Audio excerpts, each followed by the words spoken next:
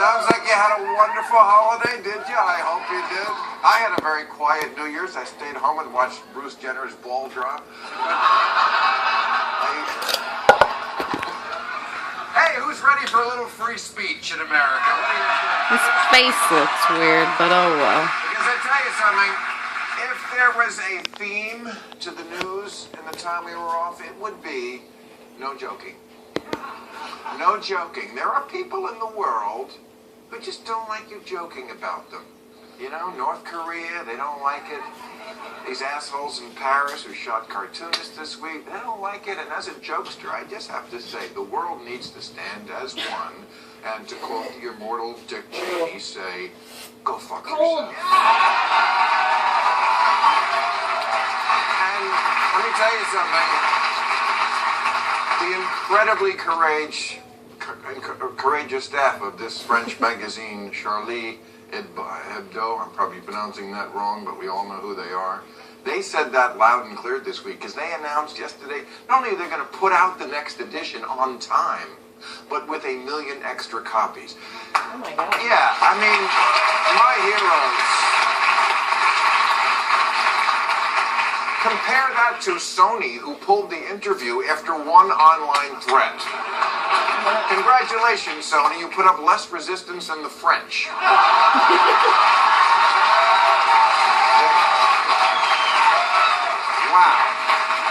Oh, they're scaredy pants. They also shut down production on the next Guardians of the Galaxy movie because raccoons complained about their portrayal. But the good news is that these two brothers who carried out this horrible attack today got their wish. They're martyrs. They were shot dead by French police. And a third jihadist, who's their accomplice, also shot dead, get this, maybe there is a God, in a kosher deli.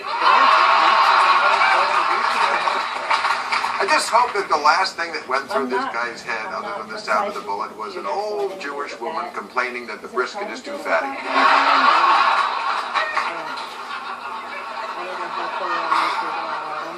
Now we are learning more about these brothers who carried out the attack. They are, as everyone suspected, Amish.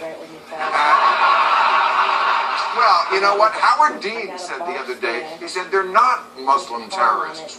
No, he said they're mass murderers. He was going to say more, but the elephant in the room sat on him. But okay, so we're finding out that these two brothers were radicalized by a fanatical janitor. I love that.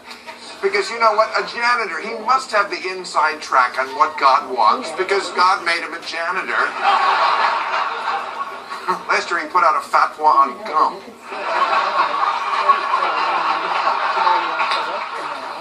Also, much like the Tsarnaev brothers of the Boston bombing fame, they were potheads. They smoked weed, but obviously not enough.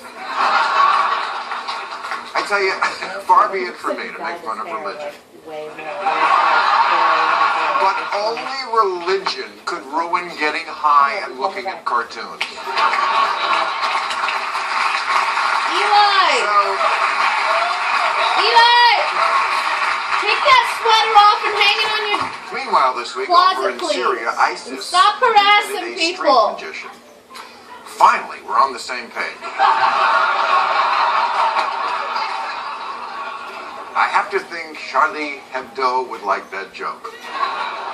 And you know, the death toll at their office would have been a lot higher, except luckily it was Paris in the middle of the day and most people were at home having sex. Don't you love it that everyone in America finally is loving France again? Yes! Vive la France! Even the conservatives, Senate Republicans are even considering changing freedom fries back to French fries. But all the politicians are getting in the act. Chris Christie today pledged that he would eat a whole tray of chocolate eclairs. And Bill Clinton said he would proudly take part in a menage a trois. All right, we got a great show. Thank you for coming. Salman Rushdie is here. Paul Miguel is here. Carly Fiorina is here. And a little later, we'll be speaking with National Treasure Jay Leno is here.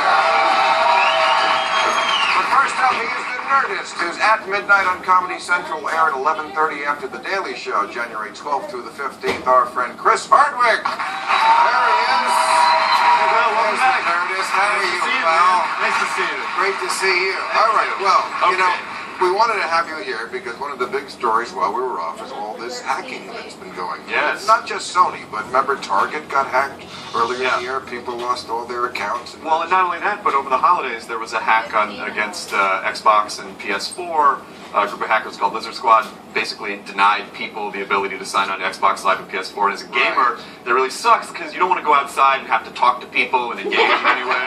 Especially at the holidays. Yeah, at the holiday. Well, Right. that's the worst time. Right. So, and then, of course, there was the hacks of all those starlets, their cell Yeah. phones. Yeah. We saw America's sweethearts getting drilled from behind. It was awful. Right. You don't seem that broken up about it at all.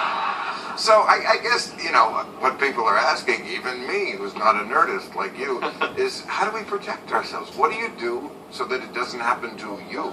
Well, first of all, don't determine your password the way you would figure out your porn name. Like, not my pet in my street. Like, don't. You have to come up with. Because the You way. know, yeah. No, go ahead. Go ahead. Sarah Palin's husband, Yeah. this, like, I think when they were running in 2008, had his email hacked because it was the same, his code word was the name of his vanity license plate. Oh, yeah. Which was like, you know, dog sled dude. I'm just surprised it wasn't like boobs 420 or like Palin bro or something along those lines. Madam Ovary. Points to Bill Maher. All right, so what do you do to stop these people from getting in? Well, as an individual, I mean, there are hacks that are sort of larger against larger infrastructures, larger businesses, but people in general, you know, that's more cybercrime. Those are people who are trying to extort something from you, steal something from you, and you just have to be very careful. Don't make your password the same for every device, and also come up with very strong passwords. Get a password generator. When you're in public, do not go on to open networks. Like if you see like free Wi-Fi, they're basically just saying, "Fuck you, we're gonna take your shit." So don't do that. And when people say hackers, I mean, I know this one was North Korea. We're pretty sure about the Sony one. The FBI and the NSA say they're very sure. Right. And you don't think so? Well, you don't know. I mean, there's a real, you know, the technical part of hacking is how does someone get into an infrastructure? How do they get past security? And the sort of, for lack of a better word, the artistry is, you know, how do they weaponize their anonymity? In other words, how do they cover their tracks? Right. And so some people say, you know, the government is essentially suggesting, well, we know it's North Korea because there were moments where they were not using a proxy server, which is to basically, you know, trick a computer into thinking that it's in another country. And they go, there were moments where we saw that, you know, those addresses were based in Korea, but then someone else said, well, maybe those North Koreans, maybe they were using a proxy server to trick someone into thinking it was North Korea. So it's very difficult to ascertain exactly, you know. But if it's not the North Koreans, in general, when we say hackers, we mean Russians. Well, It's a lot of Russians. There is a lot of hacking and cybercrime in Russia. Right. Not all hacking is, you know, like some of it people try to do for good. But in Russia, I think a lot of what happens there, people have math training and computer skills, but there aren't as many jobs to support that market. So, you know, people turn to hacking. Well, there is a bright side to this. I have a theory about street crime, which has been down a lot lately, and I think it's because people don't have money on them. Right. This is where the crime has moved to. Right. You don't get hit on the head anymore because you don't have any money in your wallet. Right. That someone just steals all your dick pics and then everybody's just... I'm a Not that that's ever happened to me at all. No. So what would happen if, you know, I mean, Sony, it was funny because we hacked emails. Yeah. And we found out things like, you know, the way people talk about, the executives talk about movie stars. We found out Jennifer Lawrence gets paid less than the other people in the American Hustle movie. You know, the plot of the James Bond movie. But what if they could just hack everyone's email? What if you could Google anybody's name and their email would come up? Well, and that's the thing, and you have to be very, listen, you know, we're under this illusion that email or, you know, DMs are, that's like our bedroom, and no, but you always have to assume, I think, that there's the possibility that your house is bugged when you're dealing in digital matters, that I personally do not recommend saying anything in an email or in a text that you would not say out loud in public. You know, that's the easiest way to cover your tracks, so that if something like that happens, You never do. I try not to. I really don't. But you know, again, but who knows? You know, people. I bet if they found your emails. There you you'd go be walking surprised. again, Don't try huh? to do that, by the way. Anybody, I would really appreciate you not. Hide in plain sight. Yeah, you know my email. Yeah. Cherry triple X69. Yeah, that's right. Oh, that's you? That's where my dick pics were going. Damn it. At ha.com. Yeah, exactly. But I mean, I think if that was possible, and that really could be possible, a day when you just Google somebody's name and then everything anybody else wrote about you. Well, okay, so, you know, when you talk about, like, cyber terrorism is a word that gets thrown around, but that doesn't mean hacking. Cyber crime is different than cyber terrorism. Cyber terrorism, I think, is when someone actually wants to take something down for a cause. But I think the scariest kind of hackers are basically like the hardcore black hat. We just want to watch shit burn. Like, we just want to blow shit up. Black Hat. Yeah. That's the movie. Yeah, well, it's like the movie, but it's basically like the lingo They don't that care, the kids right? use is like black hat. Right, Yeah. because it's just about chaos. It's just about chaos. I went to a hacker convention a few years ago called DEF CON, and it was an amazing convention. It was fascinating. And they had there this thing called Lockpick Village. Lockpick Village was where people had actual house locks, and they would show you that no matter how complex the lock is, with enough time and determination, someone can get in. So we create the illusion of security in our world. We create the illusion of security with passwords and password protection and firewalls and locks on our house. But the truth is, it's just a minor deterrent. If someone really wants to get your shit, they're gonna get your shit. Right. So I guess ultimately the message is we're all fucked and you should be shitting your pants always. Hey, Chris Hardwick, everybody. Always great to see you. Great job. Thank you. All right, let's meet our panel.